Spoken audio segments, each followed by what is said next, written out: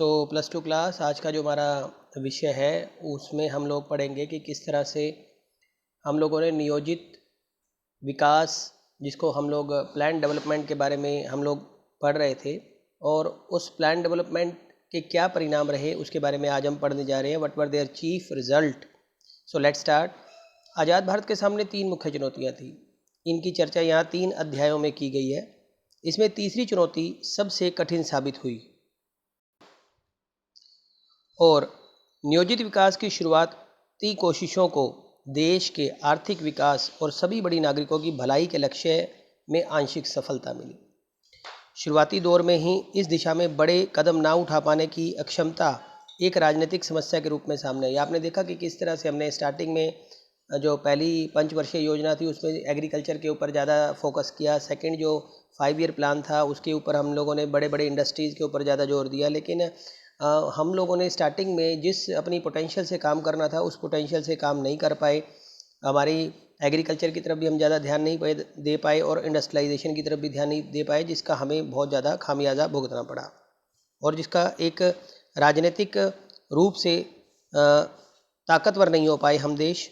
जल्दी ही राजनीतिक रूप से ताकतवर हो उठे। इनके कारण सबकी भलाई को ध्यान में रख कर विकास की दिशा में कदम उठाना मुश्किल हो गया था। हम लोग सोचा कि हम लोग जल्दी ताकतवर हो जाएंगे आज़ादी के बाद, और लेकिन इस दिशा में हमें खास कदम उठाने चाहिए थे, वो उठा नहीं पाए, जिसकी वजह से हमें मुश्किलों का सामना करना पड़ा। बुनियाद। नियोजित विकास के शुरुआती दौर का मूल्यांकन करते समय हमें इस बात को ध्यान में रखना होगा कि इसी दौर में भारत के आगामी आर्थिक विकास की बुनियाद पड़ी। भारत के इतिहास की कुछ सबसे बड़ी विकास परियोजनाएं इसी अवधि में शुरू हुई। आपने देखा कि भाखड़ा सिंचाई के लिए हमने जो बिजली उत्पादन के लिए जो भाखड़ा नंगल बांध, हीराकुंड जैसी विशाल बांध परियोजनाएं जो थी वो इसी समय पर जो थी वो बनाई थी।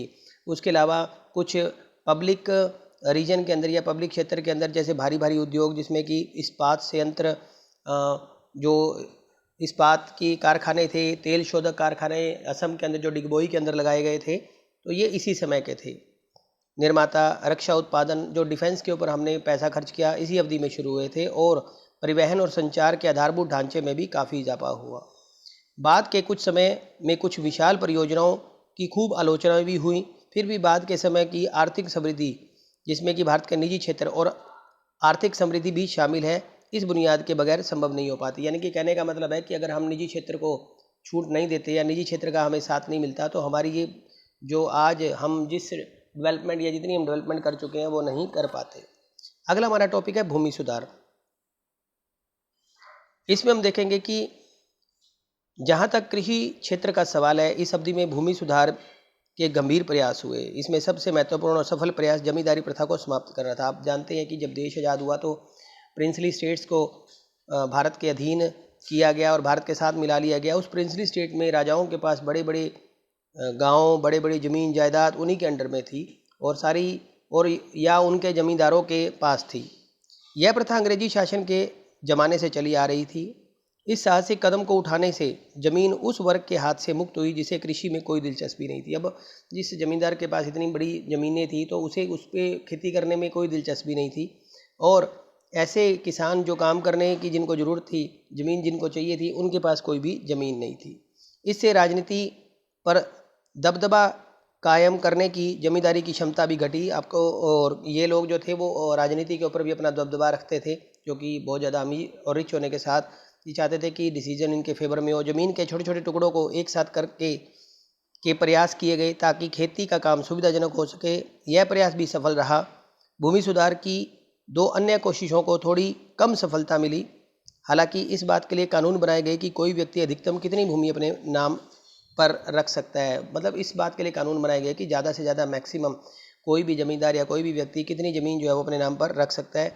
लेकिन जिसके पास ज़मीन थी उन्होंने इस कानून को का तोड़ खोज लिया। मतलब जो जिस तरह से आप समझ सकते हैं कि जब नए कानून बनाए जाते हैं तो उनका तोड़ भी जो है वो खोजा जाता है, तो उन लोगों ने इन कानूनों का तोड़ खोज लिया। लेकिन जिसके पास ठीक इसी तरह से जो काश्तकार किसी और की ज़मीन बटाई पर जोत बो रहे थे, उन्हें भी ज़्यादा कानूनी सुरक्षा प्रदान की गई।